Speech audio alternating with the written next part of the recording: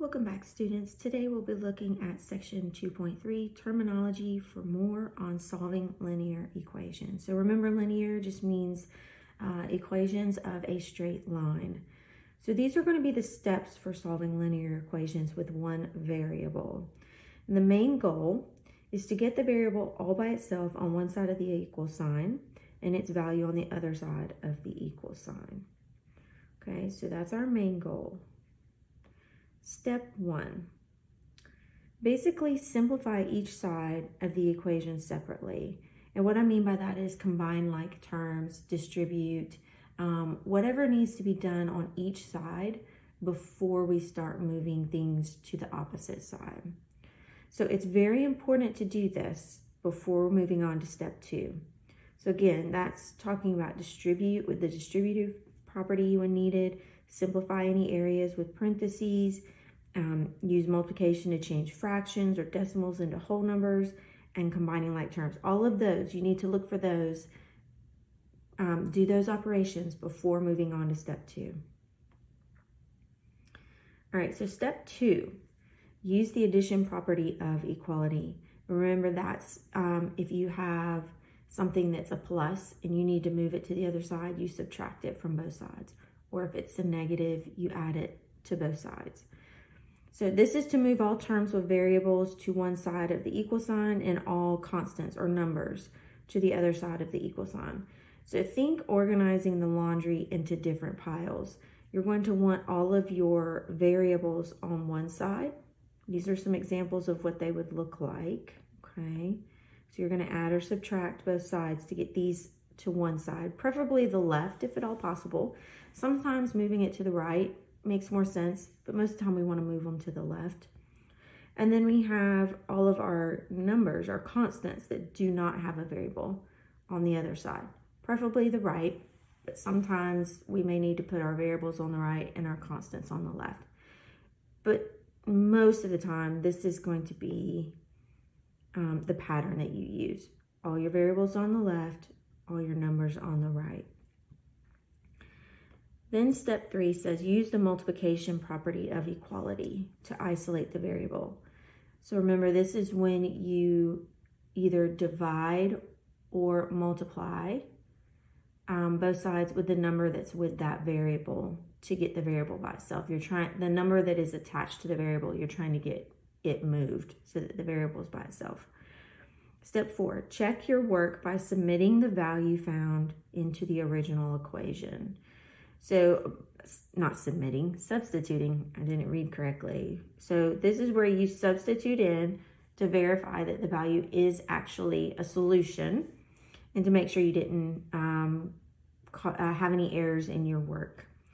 All right, so let's look at some examples of these steps.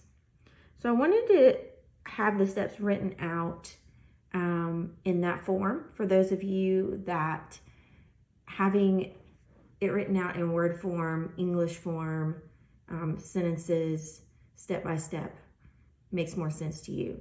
But then I also wanted to provide this way where we actually work out some examples to go along with those steps so that you have both to compare and use when you go back to do your own work.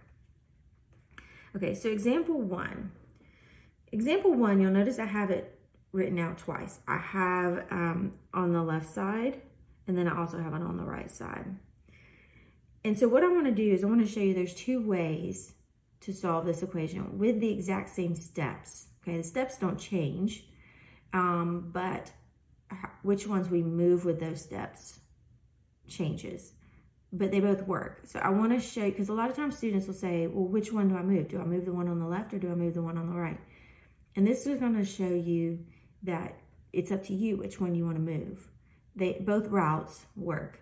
So I'm going to give you a pattern of both. All right, so the first time through, we're going to look at the one on the left. 6x plus 7 equals negative 8 plus 3x. I'm going to move my 7 first on this one. So I'm going to subtract 7 from both sides. I end up with 6x plus 0 equals negative 15 plus 3x. Okay, So I'm going to rewrite that. 6x equals negative 15 plus 3x. Now I need to get all of my x's together. So I'm going to subtract the 3x from both sides. I get 3x equals negative 15 plus 0. Rewrite that. I get 3x equals negative 15 because the 0 goes away. Now I'm going to divide both sides by 3. And I get x equals negative 5. All right. So we know our answer should be negative 5. Let's go to the right-hand side and let's solve this equation again. But I'm going to show you now, well, what if I move items the opposite way? So instead of moving the 7 in the first step, what if I move the negative 8?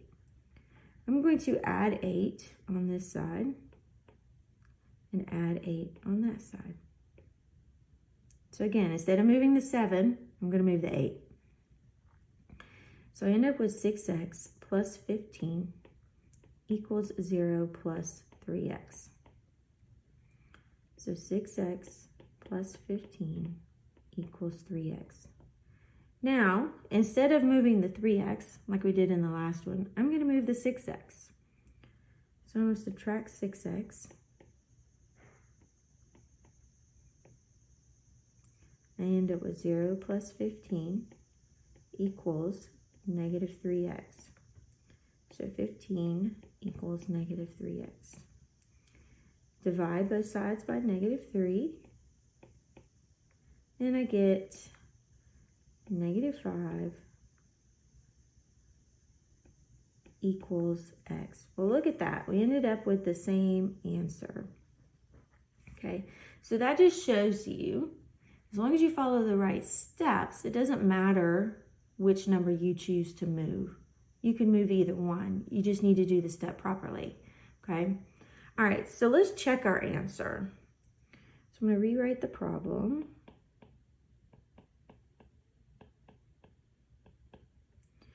All right, so I'm going to plug in the negative 5 everywhere that we have the x.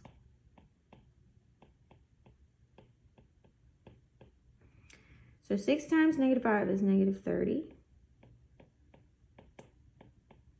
3 times negative 5 is a negative 15.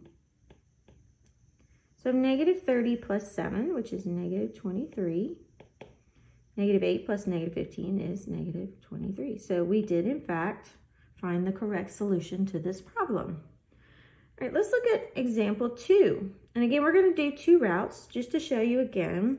As long as you follow the proper steps, it doesn't matter if you, in this first step, move one item from the left to the right or move the item from the right to the left, okay?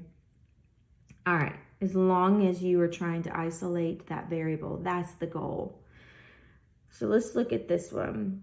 So the first thing I notice, I'm going to have to distribute some items. Remember, step 1 talks about distributing, combining all of those steps before we actually start moving things from side to side. So 2 times 4 is 8. 2 times 3 is 6, so we got plus 6y. 3 times y is 3y. And then 3 times 1 is plus 3.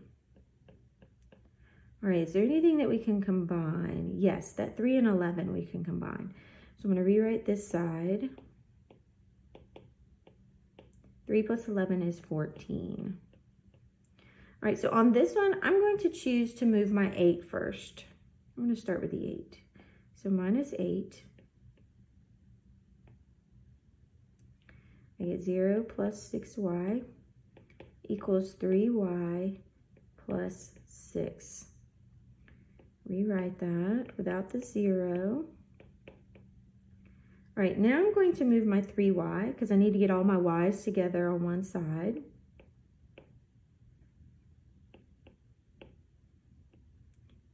All right. Now, notice I'm always moving the variable that's on the same side as a number, like the 6 that's by itself, to get it to the other side where the y is already somewhat by itself, okay? I don't want to move the 6y in this situation because if I do, I'm moving it towards everything, not away from items. All right, so 6y minus 3y is 3y. 0 plus 6. So then we get 3y equals 6. Divide by 3 on both sides. And y equals 2.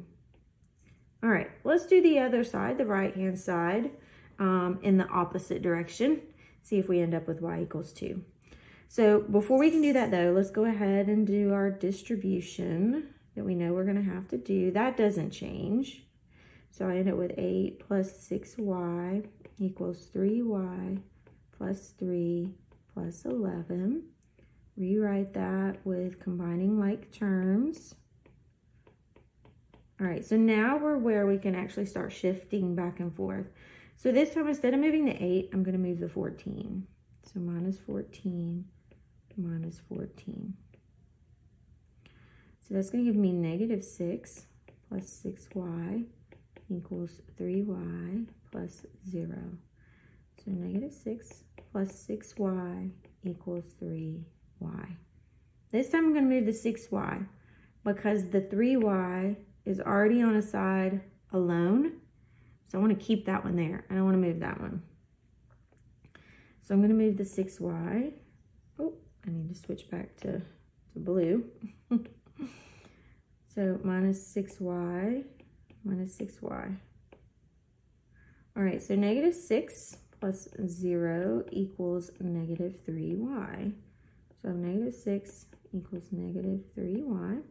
Divide both sides by negative 3. And I end up with y equals 2. And they do, in fact, balance. All right, let's check our answer. So I'm going to start, let's start from the beginning. So we've got 2, 4 plus, oh, I'm going to make this a bracket. So 3 times 2 equals 3 bracket 2 plus 1 in there plus 11. It's a little bit of a tight fit. Okay, so we've got 2, 4 plus 6, because 3 times 2 is 6. And then we have 2 plus 1 is 3. 2 times 10. And then we have 3 times 3 plus 11. Okay, so 2 times 10 is 20. 3 times 3 is 9. And then we have 9 plus 11 is 20. So we did, in fact, get the right value. Okay, I'm going to erase this a little bit so it's not in the corners of what we're about to solve. Okay, so now we have what's called special cases. And you'll notice the symbols here. I have, change colors here. I have the no solution and I have the infinite solution. Okay, so remember we talked about previously that in our solution set, we can actually have an infinite number of solutions where it doesn't matter what you plug in, it always works. You can also have the opposite. You can have no solutions where it doesn't matter what you plug in, it doesn't work. So we're going to figure out which one of these equations fits each of these scenarios. So let's use green for this one. All right, so we have 2 times n minus 6 equals 2m minus 12. So I've got to distribute first. Remember that part. So that's 2m minus 12. All right, so if you notice, both sides actually match. The left side is the same as the right side, okay? So let me show you why it's good to notice this. So I'm going to move my 12. I'm going to move this 12 to that side.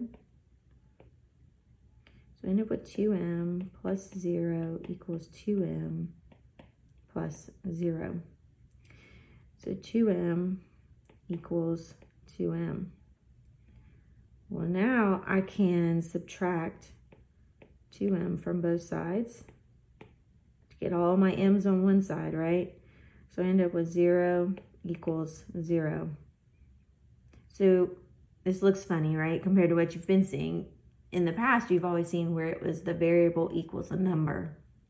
But in this situation, we don't have any variables left. So if you have 0 equals 0, then that means your solution is infinite. I'm going to write that in blue. Okay. It means no matter what we plug in, it's going to work. So let's test that. So I'm going to come over here. Let's just pick a random number. Let's just pick 4. Okay. So I'm going to plug 4 in for m.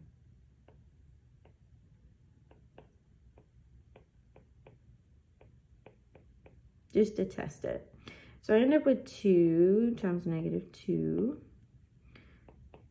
I get 2 times 4, that's 8, minus 12. I get -4 on this side. 8 minus 12 is -4. Well, look at there, it worked. Let's test another number. Let's do -4.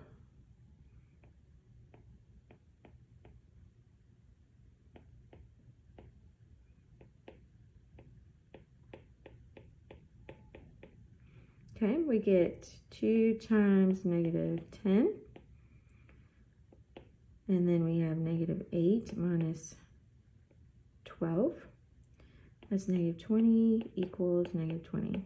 So it does work. It doesn't matter what, and we could test infinite amount of numbers, and it would always work. But just to give you a couple of examples of it wouldn't matter. You can pick whatever number you want and test it as well. All right, let's look at the next one. So we have 3k plus 6 times k plus 1, and then we have 9k minus 4 on the other side. So we need to distribute our 6. We have 3k plus 6k plus 6. Let's combine like terms. So we get 9k plus 6 equals 9k minus 4. All right. On the left-hand side problem, you notice that both sides were completely the same. They matched exactly. On this one, we have a partial match. The 9k's match, but the 6 and the -4 don't. So that tells me we might end up with a special case. Not always, but depending on the signs. But this one looks like we're probably going to end up with a special case. So let's just see. If I subtract 6 from both sides, I end up with 9k plus 0 equals 9k minus 10.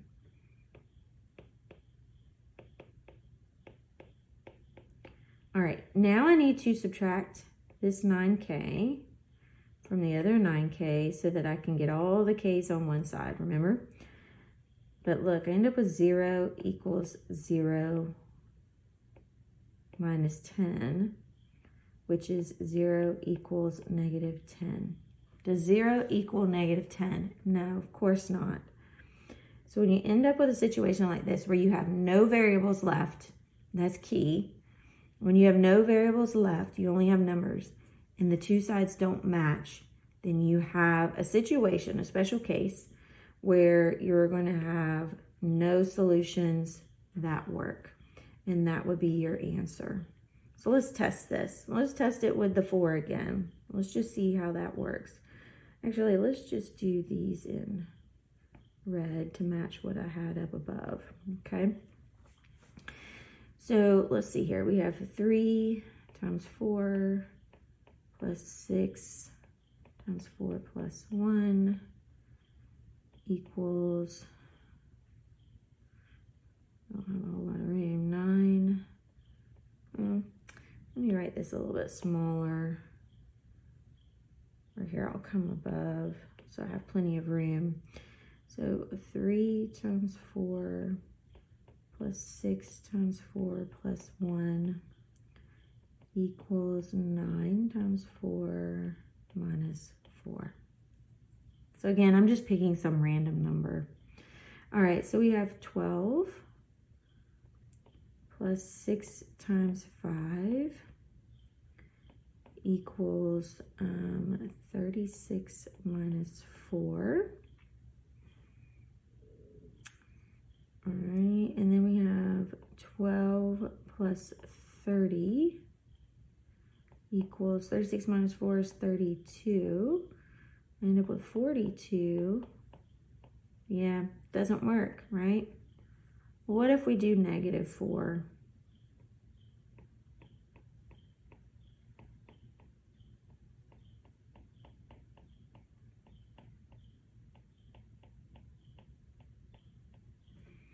So we get, let's see, negative 12,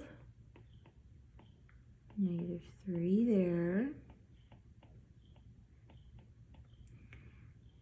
We have negative 12 plus negative 18 equals negative 36 minus 4.